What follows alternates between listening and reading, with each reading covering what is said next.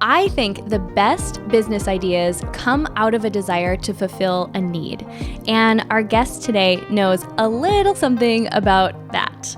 Jessica McPhaul got her start making costumes for a small youth theater in Arizona when she was just 16 years old. And a few years later, she moved to LA to attend fashion school and has been working steadily in film and TV ever since.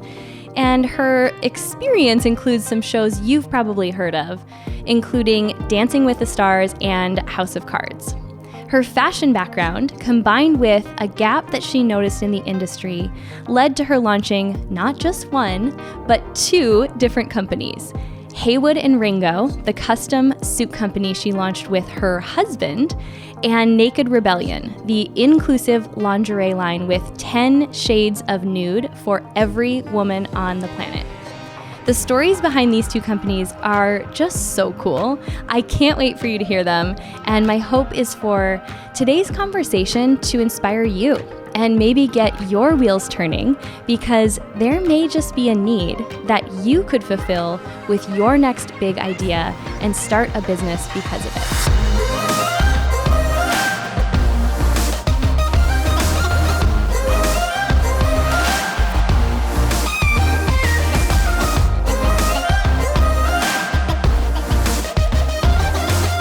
Welcome back to the show. I'm thrilled to have someone who is relatively new in my life, but you guys have heard me share how I'm very good at just finding awesome people and somehow wooing them into being my friends. And I feel like we're to that stage in our friendship after I creepily, well, I'll share the story of how I met Jess, but I met her at this event and she had a table set up for her new product line, which we're going to talk about.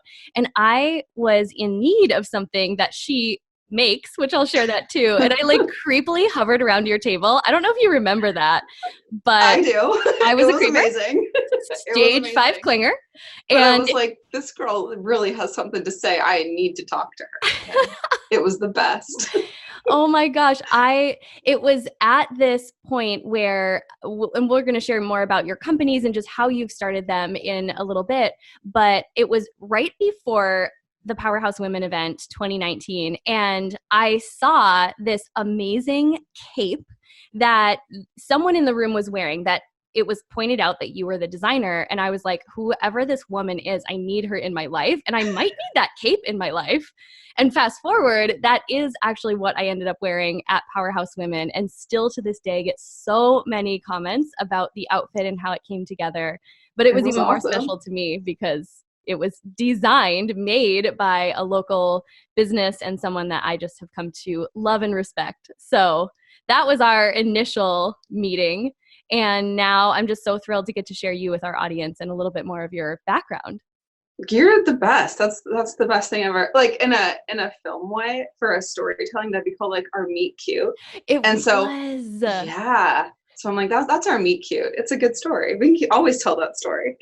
That's going to now become a segment on the podcast, is how I met this person. It'll be the segment called our meet cute. Our meet cute. Perfect. Most often it starts with, I made this person become my friend in some way, shape, or form. It's your meet cute. It's fine. It's it's your tactics. It's great.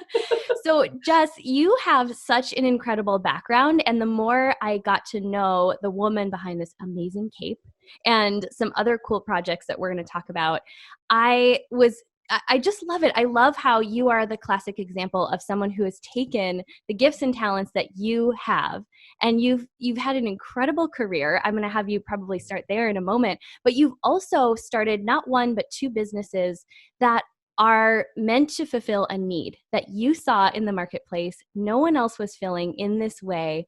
And I'm really going to set the context there for our listeners to be listening from the standpoint of, right now, there might be a need in your life that you will have the skills, the talents, the resources to uniquely solve in a way that no one else will. And I think that's like the entrepreneurial journey in a nutshell. That's like absolutely entrepreneurship at its finest.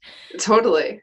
But you started, and I'll have you kind of pick up the story here. Your background is actually in costume design for film and TV. So how the heck did you even get started in that world? Yeah, it's kind of bizarre. In high school, I was always kind of the art kid that I would ditch school in quotes, but I would like just go into the art room and just paint. So I was like, we knew, everyone kind of knew like, Jessica has a different path. We don't know exactly what it is. And I went actually in my high school, FITM, the Fashion Institute, had people come and talk into the art schools as kind of like, hey, you probably didn't know you can go to school and do this. And I was like, somebody gets paid to dress the windows in this store? That's a job. Like, I blew my mind that I was like, this is a thing I can do. So I kind of went to my parents and was like, hey, look at the school. And they're like, yeah, no, it's not. It's not a real school. You can't go there. And I'm like, okay, fine, whatever. You know, at that point, you're kind of, your hands are tied as to where your finances are coming from. And when you're 17, it's your parents. So I went to Arizona State, and which was an incredible place to go to school. But it felt like 13th grade, for lack of better communication on it. It was an incredible school, but it felt like I wasn't growing. It was just kind of like the next step. So unbeknownst to everyone in my family, I unenrolled from school and secretly applied to FITM all during finals week of my freshman year at ASU, and got in with scholarships, and called my mom and was like, hey, so I got invited to the dorm tomorrow. She was like, what do you mean? I'm like, oh, I dropped out of school, moving to LA. You want to come help me or not? I mean, that was like, there was no option for anybody. They just had to subscribe. So the week before I turned 18 years old, the first semester of my freshman year, I unenrolled at ASU, and my mom helped me so I don't think she was so mad at me, but she knew it was part of my journey, and helped me move to LA. I turned 18 and I started at FITM that January, and kind of the rest is history. So I went to fashion school, and through there I got an internship, and I got at a store. I don't think they're still around anymore. Miss 60 was the brand. I don't know if you remember in our I totally early of 2000s lifetime. Okay. And so I got an internship to work in their celebrity styling area. And then I also worked in the store to make money, and then I was in school. So I think I slept like 4 hours a night, basically, just to like try to pay my bills and make it happen. But in that internship, I got to see that, oh, you can be a stylist. You can come in and there's appointments and people give you clothes, and you have to organize who it goes and where it goes where and have everyone's sizes. And so I kind of got my feelers into that world. And how I got into actual costume design is kind of bizarre. It's the luckiest story anyone will ever say. And I applied, well, Craigslist now I feel like for jobs is a little bit creepy, like now in this day and age, but back then it really was okay to find jobs that way. So I happened to Google costume design on Craigslist, and a job came up that it was posted like maybe 10 minutes before I had Googled, like just in the nick of time. And I applied, and the girl called me back and she was like, all right, we need to start tomorrow. You want to do this? And I was like, okay, sure. And it was like, you're going to get paid $150 a day. And I was like, I'm living like a king. That's so much money. I mean, for some reason that was to me. And I was lucky, and we got to work. And then how it works in film and TV is you have to be in the union to get a union job. It's that catch-22. Kind of back then, the only way to get in was if a job flipped and turned union. So that happened on my very first job off of Craigslist. So that doesn't even make sense, like how that can happen. So I got my 30 days and I got in the union, and I just kind of like emailed everybody that I could. There's an availability list that I put myself on and was like, let me work, I'll work for whatever. And just, I said yes to every job. I still worked for free when I had to, and just kept moving my way up and up. And I guess we're at 13 years now later. I've worked on some pretty cool big shows that has been really awesome. It's taken me kind of all over this country, and kind of a bizarre, cool way of creating with all of these awesome people on the planet. It's great. It is like you said, and I'm sure for so many people listening too, just thinking about the fact that someone does get paid to help design what actors wear on a set of a film or a TV show. And you must have some of the greatest stories. We'll have to share some of those over wine. Yeah, there's some good ones. I want to underline that point that you said about you weren't sitting around waiting for Hollywood to come and knock at your door. You were putting yourself out there, and even willing to work for free when necessary. What was that phase like? That phase of the journey where you were just working to make a name for yourself, and not necessarily, I almost think about it like the pendulum between like you're putting in the work and not getting the recognition or the money that you ultimately will when you are at that beginning stage. What was that like? What did that take? I mean, it took a lot of, like, I think, naive bliss and just being willing to do all the work. Everything was paycheck to paycheck, and that got a little scary to be like in the financial honesty of all of that. But you could, when it feels like you're doing the right thing, it feels okay and less scary, even though you're not like, can I pay all my bills this week? I think so. That was definitely how it looked. And you just I knew that it was all about opportunity and saying yes to the right people. And someone really early on said, so these production assistants over here are getting you coffee, but one day they're going to be the directors. So like, these are the people that you need to know your whole life. So it doesn't matter if they're getting you coffee now, you could be getting them coffee in 10 years. Like, so just Wow. treat everybody the exact same. And that was literally the mindset I had through all of it. It didn't matter your role or your job on the set. Like, I just kind of kept really quiet. I was a sponge and tried to absorb every single thing that I could. So. That is huge right there. That piece about treating everyone around you like they're somebody. I think that is just networking 101, relationship building 101. You really never know. You never know who knows someone that you would love to meet. And I think that has absolutely been one of the key factors to anyone successful that I know, their success. And so I love hearing you share that. Yeah, and it is truly happened. People that were PAs, as they're called, like production assistants, have literally become producers and have hired me back. It has happened. Like, it's crazy. So it's been a really cool thing. And yeah, so when I was in LA, I lived in LA for 10 years, just over 10 years. And I started working on lots of crazy things. And just through chance and by recommendation, because you meet all these people, I got thrown into the name for Dancing with the Stars to work on that team, which was just the coolest job ever. And I know that it's probably everyone's grandma and mom's favorite show, but really it is like one of the coolest shows on a production standpoint to work on. It's like a live variety show, like how TV used to be, like how when it was all glitz and glam. And every single costume on that show is handmade in 4 days. It is crazy. The team is so talented, and it's just, it's really like a miracle that it's live. So it's a crazy, amazing live show that happens all the time. And I did that for 4 or 5 seasons, I think. And then I got a call to go to Baltimore to work on House of Cards, which was clearly the exact opposite of Dancing with the Stars, but less sequins. Right, a little less sequins, a little more suits. But I mean, that's the beauty of costume design too, because you just get to like be a little mini expert on your little thing and jump from that job to this job to that job. And my husband and I had just gotten married, and I was like, I'm not going by myself, so you're coming too. So we picked up and we moved to Baltimore.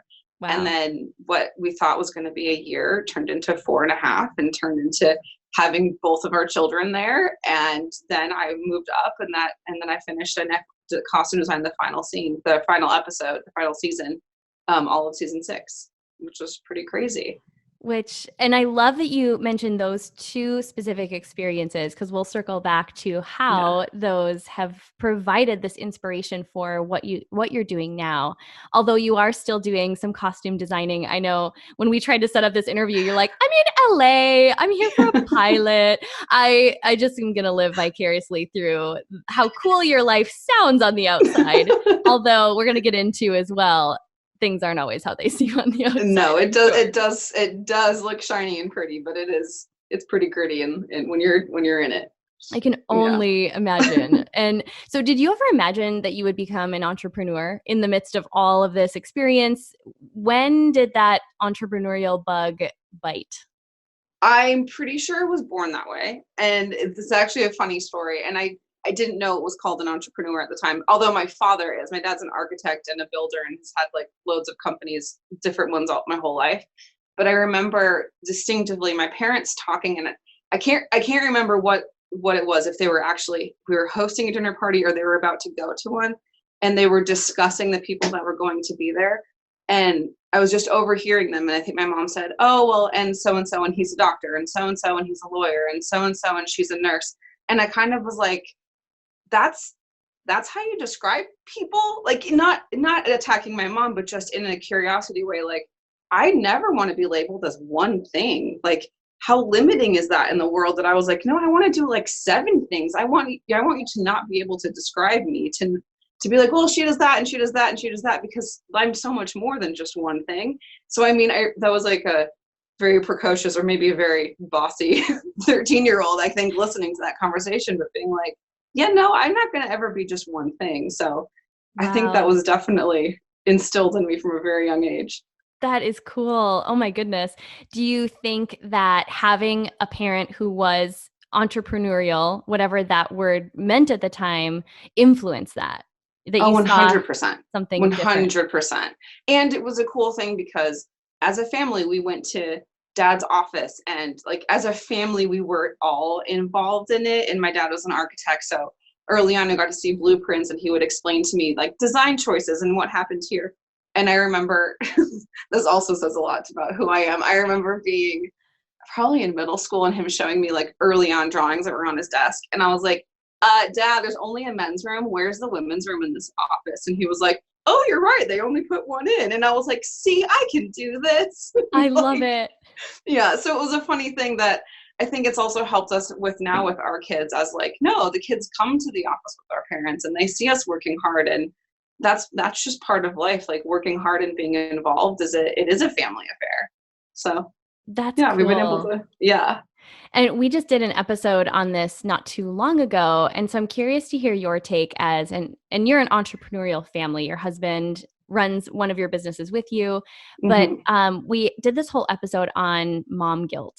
And I think your perspective is really cool, getting to show them what mom and dad are working so hard for. But do you ever wrestle with that? What has been your experience with being this mogul of a mom and raising two little humans, right? You guys have 2? 2 very tiny humans. Yeah, right now, Ryder turns 4 in January, so he's almost Wow. 4, and Rhett is 1.5. So they're Yeah. little, and You're it's in it. tough.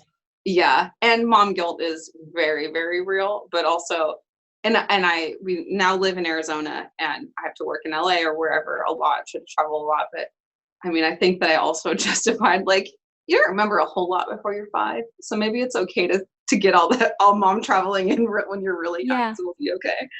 Maybe that's just my own bizarre justification for it, but I mean, mom guilt is real. But I when I see my sons being like, "Oh, mommy's at work and mommy is that," like, it they have that sense already of like what hard work is, and they understand that mom goes to meetings and dad goes to meetings, and we sometimes have them together and sometimes apart. And I think it's a really cool thing. And now that it's clothing too, so there's a tangible thing that our Mm. son, our Ryder, is kind of been excited that, like, mommy made that or daddy made that. So that's been a fun thing for him.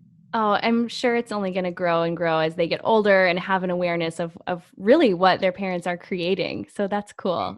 Yeah, I love that it's been a perspective. special thing for us. There, one of our companies that we'll get to, Heywood and Ringo, we take a lot of measurements, and so early on we were doing measuring at home.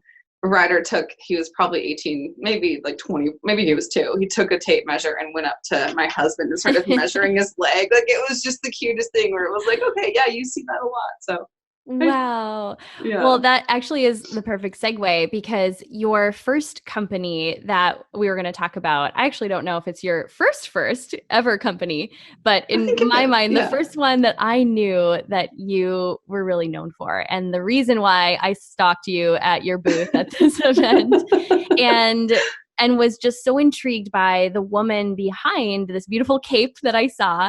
It has such a bigger story behind why you and your husband decided to found your own suit company. So share a little bit, because the whole context of today's conversation is starting businesses out of the desire to fulfill a need. So what was that need? Where were you guys at in your life at that point that had you say like, hey, this is a problem and I think we could actually solve it?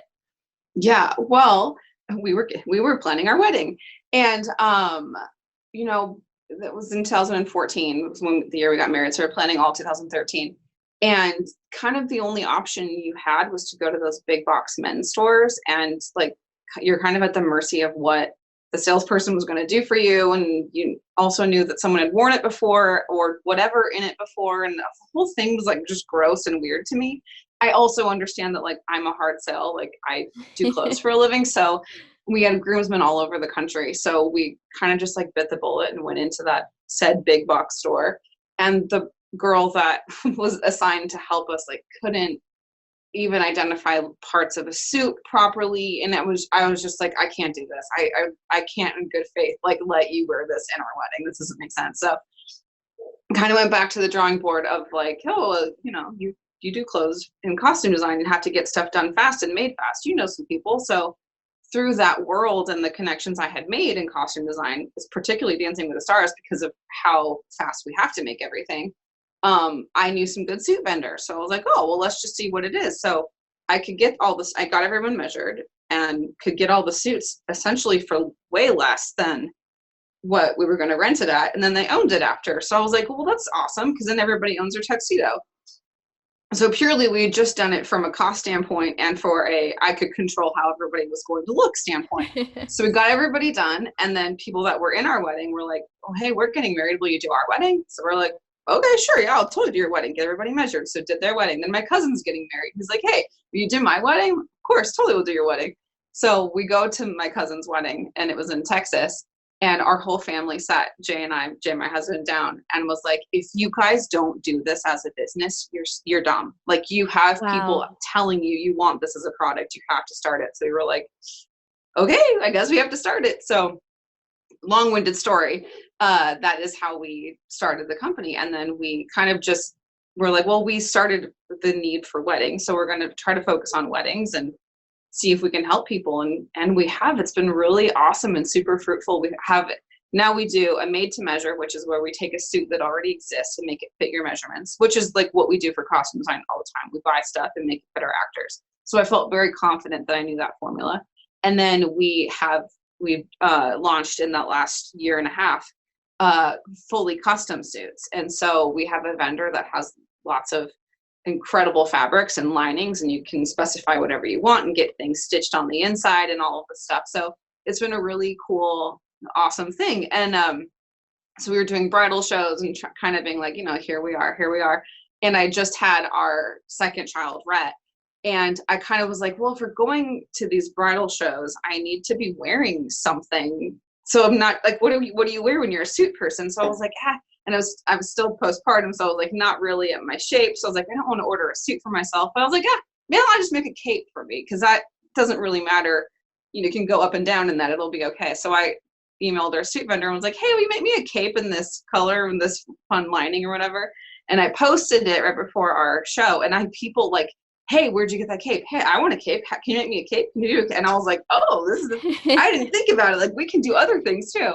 And so that's how the cape came about. And we've actually sold quite a bit of them. And so it's a fun thing because, you know, it can kind of dress up or dress down any outfit. It's like a new take on a blazer. And we have it set up so it's fully custom to where you pick your lining and pick your fabric and send us over some sizes. And in 6 weeks, it's delivered to your door. It's a cool thing. And that's how you got yours. Oh my goodness. It was so fun to wear. And what I love is your whole company is really now on the verge of this trend that's here, which is even suiting for women. And there's like the blazer trend that's so hot right now. So I think that's important for listeners to know is you do have options for men, for women. And it's just so beautiful to see that it really was something you designed to address a need that you had. But then when you start to pay attention to the needs of others, sometimes an idea does start like that. It starts just as something that you personally need, and a business is born from a struggle that you personally had. But when then you look at how you can impact other people, that's where something takes off and takes on a life of its own, which it's been fun to watch in the short time I've known you. Heywood and Ringo have that exact effect. And I know so many people have asked about the cape. The more I post about the cape. I love it. I love the cape. It's like totally a go-to. It's so fun to wear. I mean, right? what's more of a powerhouse move than an actual like superhero cape? Totally. Okay, those of you who are like, now you're getting a visual, it's not an actual superhero cape, but I feel like it also is. But I mean, if you wanted to have a big L on the back of yours, we can put that on for you later. I'm sure you could get some rhinestones from your Dancing with the 100%. Stars days Yeah, and bling it totally. out for me. So we'll talk about that Yeah. offline. Great. Perfect. But it Yeah. truly is just one of the things that made this year's event so special was to get to physically wear something from a member of our community. And I can't thank you enough just for like making that happen for me in such a short time. And it just made the whole day so much more special knowing that I got to have a piece of Yeah. one of the companies in our community on my body that day. Well, let me tell you how special it was for me, like just seeing you up there and then being like, no, we had recently met before that. And then to see it all happen and then to be at the event was just like, wow, this is just what an incredible community. And that's really what I've been striving for the last year and like really just needed the connection of all of that. And so it's just amazing to see how many incredible women want to be that connected and that are starting businesses or thinking about it. And just the amount of incredible support that we can have for one another by you choosing our brand. And then also our brand, because we make one-offs, we are fully eco-friendly because there isn't waste because we're not making 1,000 at a time. So then we've turned into like all these other doors have opened too, where it's like, it's really awesome to just be able to do so much. Like now this, the path that we went down, all these connections that we had used to have now turned into a business. And now, we get to be a part of Powerhouse Women and like, what an incredible full circle moment for us. Yeah, it was really awesome. It's totally worth me stocking your table. I love it. Stock away. So when I did first meet you, you were still in the pre-launch phase for your business baby number 2, which I want to talk a little bit about next, because carrying on with the theme of seeing a challenge that you had unique resources and experience to know, or at least have an idea that you could do something about this. So tell everyone the inspiration behind business baby number 2, which is Naked Rebellion. Because I think this is something every single woman listening to this podcast is going to be obsessed with. Well, it's been like a total baby of mine, and I am so thrilled to be able to like talk about it and with like tangible dates and stuff. It's like so exciting. But I'll give you the full like kind of how the last year has been story of Naked Rebellion. So House of Cards ended and we had just had our second child and we knew we needed to leave Baltimore. We knew we didn't want to go to LA, didn't want to raise kids there. It just didn't feel right. And my family's still in Arizona. So my husband really championed our move back to Arizona. Thank God he did. And we came and was like, so we came and I was like, all right, we're going to give it 1 year here and we're going to just push it as hard as we can, try to find all the resources we can. On a very random Google search, which I guess is now how all my stories start. So there's that. We're seeing a theme here. We're seeing a trend. There's a trend. Google. I was searching for clothing manufacturing in Arizona, just thinking maybe something's here. And I found this incredible resource called Fabric. And that's an acronym. Fabric is how it's spelled. And it is a full-scale manufacturing fashion incubator in Tempe, Arizona. Not a single place on the planet is anything close to what they can offer here. And it just happened to be, 4 miles from our house. So I couldn't believe it. So I scheduled a tour and just like jaw on the floor. They have more tools than I had at fashion school, more resources, and like they can offer what I've been craving in my life, which is mentorship and just like strong women helping each other. And I was just like, sign me up. Where can I apply? We happened to get a tour from one of the owners who said, oh, we're having a scholarship program right now that it closes in a week. If you wanted to apply, you can, if you win, you get 6 months of an office and full development and full help in your brand. So you have to have an existing brand to apply. So I was like, oh, sweet. Heywood and Ringo. Great. We'll apply. So I come home to Jay and I was like, hey, we need to record this like YouTube video. And he was like, really? And what idea did you get us into now? And I'm like, come on, just record this video. Long story short, we apply and we win. We're one of 3 brands to win the scholarship. So we're so floored because we're like, great, we have purpose in Arizona and we can grow our brand. And then, so that was January of 2019. And in February 2019, we had our first meeting with Sherry Berry, one of the co-founders. Any other ideas that you've had? And Jay, my husband, was like, oh, well, Jessica's had this idea for over 10 years. And I was like, who are you telling our ideas to? Like, shh, this is ours, it's our secret.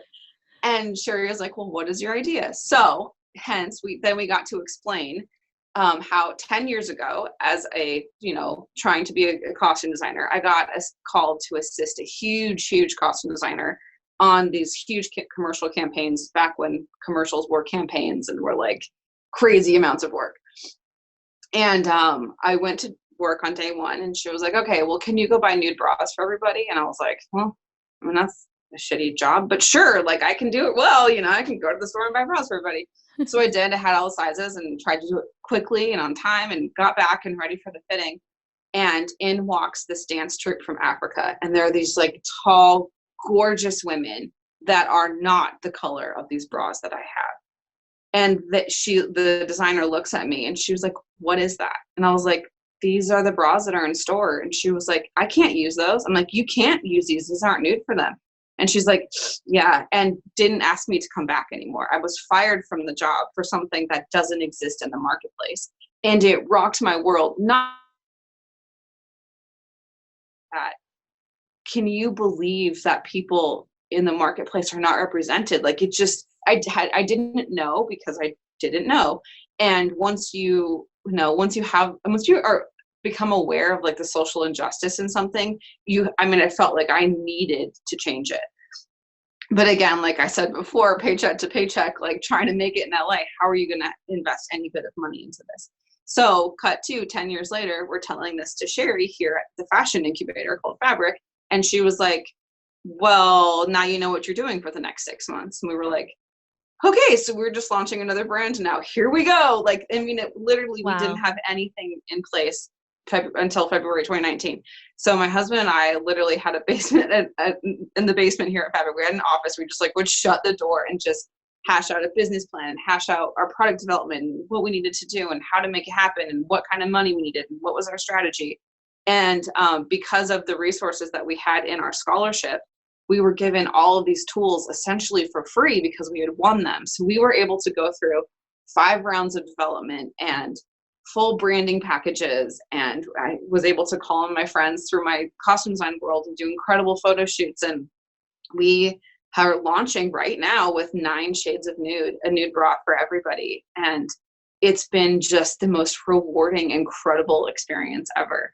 So when I met you, we had just made our runway samples because at the end of our scholarship, we got the part of it was a fashion show. So we got to launch as a fashion show. Like, it was just the most mind blowing. It almost felt backwards, like for a brand to start with the fashion show before you had product. But we had all these runway samples, and we were at this event that our friends throw, and I got to put these bras down, and people were just lined up at the table and so excited, and I was drenched in sweat and was like, oh my gosh, we have to do it now, this is so crazy, how are we going to make it? And cut to, here we are. So within 10 months we went through 5 rounds of development, full scale branding and marketing and website development, and we're in production right now, and we start for our orders online and we start to ship out in December. Which by the time, we are hoping that by the time this airs, we're recording a few weeks early. We are hoping that just in time for the holidays, you'll be able to get this beautiful collection in your hands. And I have to tell you, seeing the photography, the group shot specifically of these women who are stunning, it almost brought me to tears thinking about just what you said. I've never had to worry about that. I've never had a challenge finding something that matched my skin tone. And it's very easy to be blind to the fact that others don't have it that easy. No. Yeah. And that's what a difference. Yeah. And that's what it was. And it felt like this huge wake up call of well, now you know this and you see it happening and you can't stand for that anymore. And I don't. And that's really what it standed for.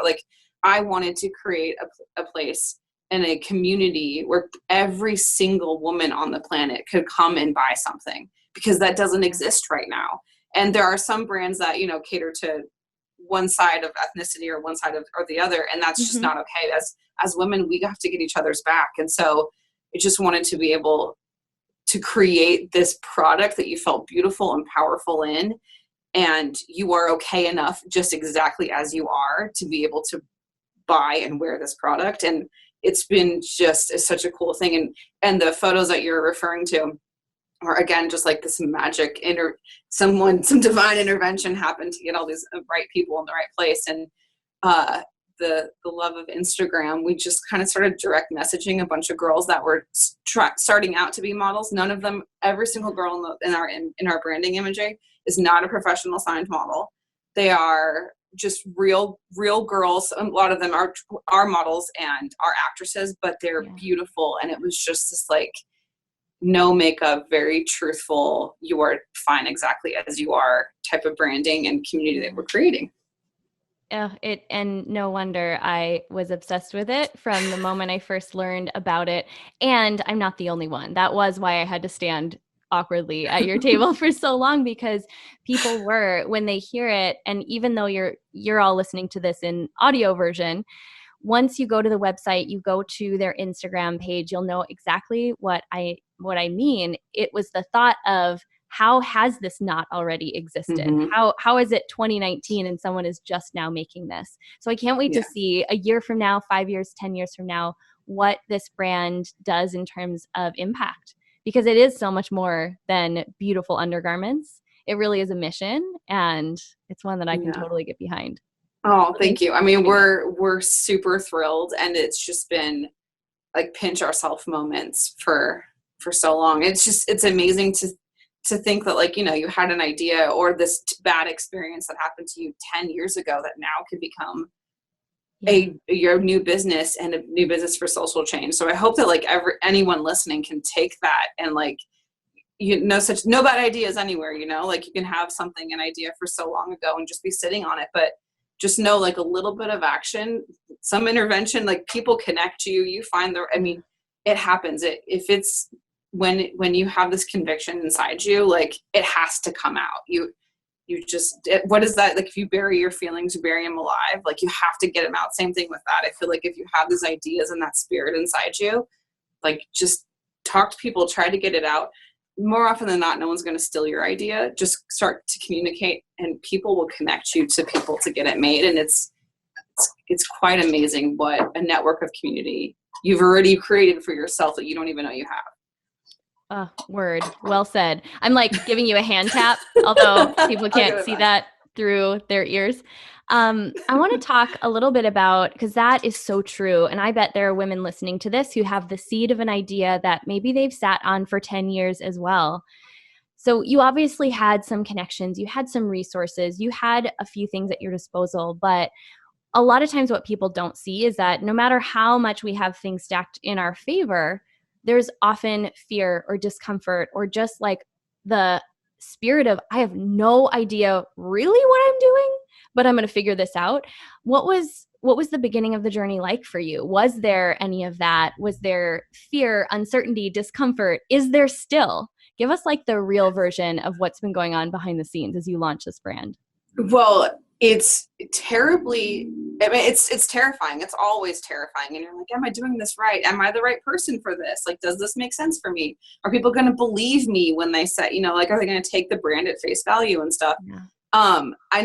With our Instagram shiny personas that we put out there, I think a lot of times like entrepreneurs, like we almost are putting like what we want to happen out there. So I feel like, I try to be as truthful as I can with everyone. And they're like, geez, you have 2 brands. You're a mom. You're killing it right now. And I was like, it's like real terrifying. And we're really fingers crossed being able to pay our rent this month. Like that's like the honest truth, because launching a brand, and I think why so many brands haven't done multiple skin tones, is very expensive.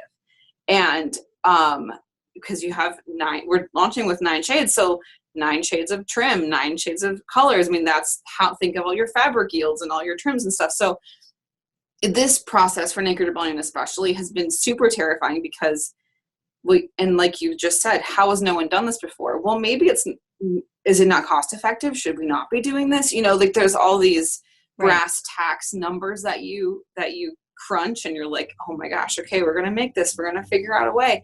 And there's that, I'm just going to keep saying divine intervention, but just that like level of like, okay, we're putting it out there. We need this amount of money to get this process, and we need to find this factory, we need to find this trim. And it shows up when it has to. That has been this process, which I think has helped me convince myself like, no, those fears, like they're valid. So like own them for this moment and then push them away, because you have to charge forward. And I think that's been like the tactic we've had to employ for ourselves of like, okay, we're freaking out right now. Let's sit down. Let's brass tacks. Why are we freaking out? Let's break this down. How can we solve it? And then we can solve it and move on and just purely get excited again. So, it's hard. And then you're also trying to be a mom and make Halloween costumes on time and go to soccer practice and still show up and make dinner. So, a lot of those are scary and hard. And let me tell you, lots of tears are cried, but, it's been way more rewarding than not. And I'm super lucky in that I get to do all of this with my husband. Yeah. And I'm sure a lot of people listening are like, what? You're crazy working with your husband all day long, 2 businesses. But it's been the absolute best for us in our way to communicate with each other and just solve problems, and then be able to tackle like our huge list of to-do combines family and home and 2 businesses, and we juggle it together. And sometimes I cry and he lets me cry on his shoulder, and it's awesome. And it's been just this like community building, relationship building, truth bomb that we've had to live through. And it's hard and expensive and so totally worth it. Well, you read my mind, because I was going to ask just what that was like, building 2 businesses and a life with your partner. And I think it's different for everyone. But I actually want to go back to what you were saying about the fear and just sometimes needing to acknowledge our feelings when we're having them. And I think that's so critical, because I personally have never resonated with the narrative of just be fearless, feel fear, do it anyway.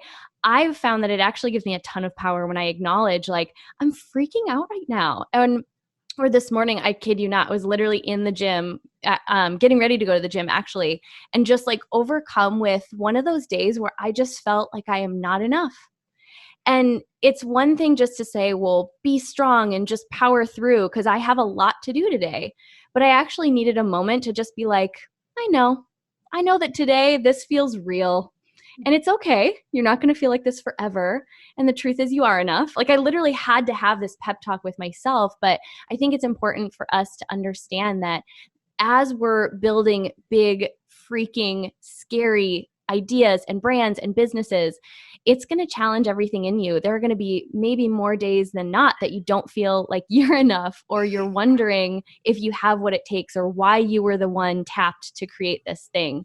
But I love and thank you so much just for being real and sharing that we actually do all. Anyone you're looking up to on the gram, we all have those days. More than you probably would imagine. Oh yeah, very, very much so. And actually, I'm going to give credit to Wanda McPhaul, my mother-in-law, for that, because so Jay, my husband, has been the most amazing, supportive human being in my life.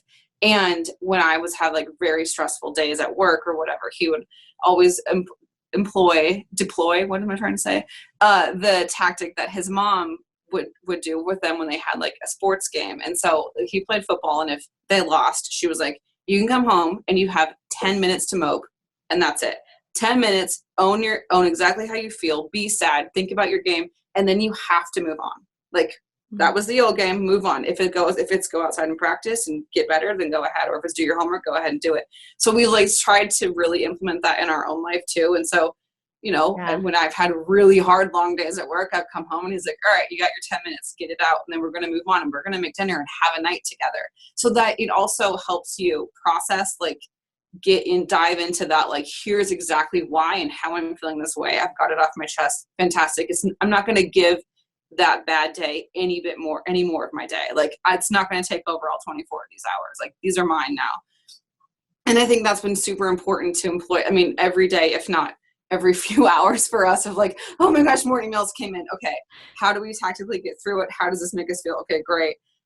now how are we going to tackle it, and let's move on, and then be able to not carry those like crazy stress nuggets of whatever it is that comes up, but be able to process it in real time. And probably the number one tactic of like keeping tiny humans alive and dogs with diabetes alive, and then 2 businesses, and it's just been a lot lately, but we're processing. That is so good. I am gonna go back and probably play that on repeat to myself on the days that I need it. So as we start to wrap this up, I really want to know, as we head into especially the holiday season, we're talking a ton within Powerhouse Women about the power we have as women to support one another through our purchasing power. And that's not to say that I'm not buying some Christmas gifts on Amazon or, not shopping elsewhere. But I think that it's a cool conversation to have within a community that genuinely, just like you pointed out, being in the room at the annual event, these are women who genuinely want to support other women in their businesses. And I think our purchasing power is one of the biggest ways that any of us can do that. So when we head into the holiday season and those who are looking for the perfect gifts for their family members, who do you see, either one of your companies, Heywood and Ringo or Naked Rebellion, like who are you most excited to gift with products that you have made with your own 2 hands, but who can we be thinking about in our lives as we head into the holidays for gifting purposes as a way to support you? Like beyond just liking your social media page and all of that, like how can we be supporting you as we're going into the holiday season and the gifting season? Okay. Well, great question. I love it. And I can't wait to just listen to all the women you're going to have on and like buy all my Christmas presents from them. It's going to be the best. But so for Heywood and Ringo, we've actually done this a couple of times. Not necessarily like a focus for Christmas, but people have come in and being like, it's my husband's whatever birthday and he's so hard to give something to. What can I do? And so what we've done is, we can sketch up like a cool custom sketch with our letterhead on it and like kind of, put the right hair color or whatever. It's not some like fine art moment, but it's like a more fashion sketch.